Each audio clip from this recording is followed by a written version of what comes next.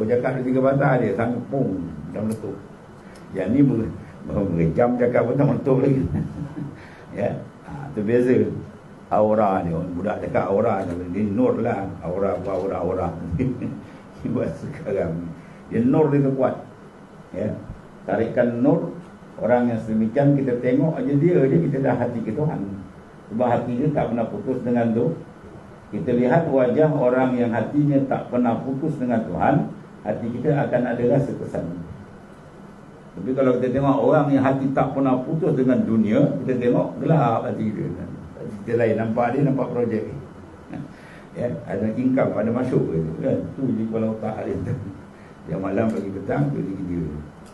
Aulia hati tak pernah putus. Sebab kita lihat tegak jadi taran ni tanya lebih. Semua tu gerak daripada Allah SWT. Keberkatan dia menghadap diri kepada Tuhan yang berdiri.